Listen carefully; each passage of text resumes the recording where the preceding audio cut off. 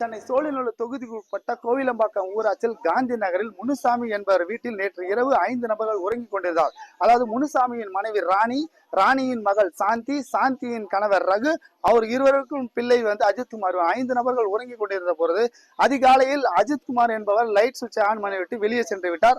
அதன் பிறகு ராணி என்பவர் லைட் சுவிட்சை ஆன் பண்ணும்போது அடுத்த நொடியே அந்த வீடு முழுவதும் தீப்பற்றி எரிந்தது. தீப்பற்றி எரிந்தவுடன் வீட்டில் இருந்த 5 நபர்களில் 4 நபர்கள் தீயில் சிக்கி தவித்துக் கொண்டிருந்தனர். தகவல் அறிந்த அக்கம் பக்கத்தில் அவர்களை மீட்டு மேடவாக்கம் போலீசாருக்கும் 108 ஆம்புலன்ஸுக்கும் தகவல் கொடுத்தனர். விரைந்து வந்த மேடவாக்கம் போலீசார் தீயில் பாதிக்கப்பட்ட 4 நபர்களை மீட்டு தனித்தனி ஆம்புலன்ஸ் மூலம் 4 ஆம்புலன்ஸில் குரம்பேட்டை அரசு மருத்துவமனைக்கு சிகிச்சைக்கு அனுப்பி வைத்தனர். குரம்பேட்டை அரசு மருத்துவமனையில் அவர்கள் முதலுதவி செய்த பிறகு மேல் சிகிச்சைக்காக சென்னை KMC மருத்துவமனைக்கு அனுப்பி வைத்தனர். இதன் பின்பு அப்பகுதியில் பரபரப்பான சூழ்நிலை ஏற்பட்டு வருகிறது. இதனைத் தொடர்ந்து சோழிநல்லூர் வட்டாட்சியர் அந்த வீட்டை ஆய்வு செய்து சென்றுள்ளார். இதன் பின்பு தற்போது தடவியல் அறிவியல் துறை உதவி இயக்குனர் ஜெயந்தி அவர்கள் ஆய்வு செய்து வருகின்றனர். தீ விபத்து ஏற்பட்டதன் காரணம் குறித்து முடிவில் தெரியும் என அதிகாரி ஒரு சவுண்ட் கேட்டுச்சு, ரொம்ப பயங்கரமா அப்படின்னு சொன்னாங்க. அந்த டைம்ல பவர் கட் ஆயிடுச்சு இங்க. என்ன பவர் கட் ஆயிடுச்சுன்னு சொல்லிட்டு பார்த்துட்டு அப்புறம் கரண்ட் வந்துச்சு. அப்புறம் இப்படி நல்லா ஓடிட்டு இருந்தாங்க. என்னடா ஓடுறாங்கன்னு சொல்லிட்டு பார்த்தப்போ இந்த மாதிரி ஃபயர் ஆயிடுச்சு ஃபேமிலி அப்படின்னு சொல்லிட்டு நாங்க பார்த்தோம். அப்ப சில பேர் ஆம்புலன்ஸ்ல கூட்டிட்டு போயிட்டாங்க. ஒரே ஒருத்தவங்க மட்டும் இங்க இருந்தாங்க.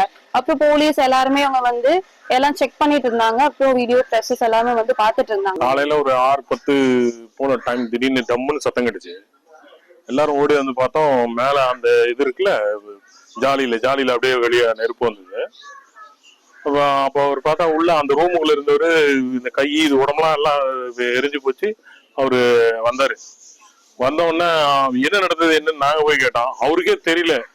அவரு எங்களை கேட்கிறாரு எப்படி என்ன இதுன்னு எங்களை கேட்கிறாரு அந்த ரூமுக்குள்ள இருந்தவரு. அப்புறமா தான் பார்த்தோம் உள்ள கேஸ் ஏதோ கசிவு இருந்திருக்குது. அது இதாகி ஃபயர் ஆயிருக்கு. சவுண்டு கேட்டது, தூங்கி வந்தோம்.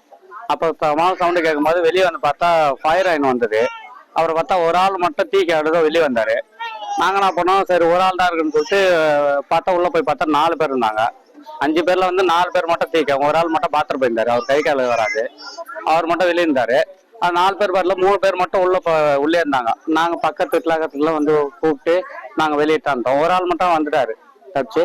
அப்புறமா நாங்க தான் ஆம்புலன்ஸ் ஃபோன் பண்ணி வர சொல்லி, அப்புறமா காவல்துறைக்கு அது ஃபோன் பண்ணி வர சொல்லி அப்புறம் ஏற்றி அனுப்பிச்சிட்டோம். பார்த்து செக் பண்ணிக்கிறாங்க சார்.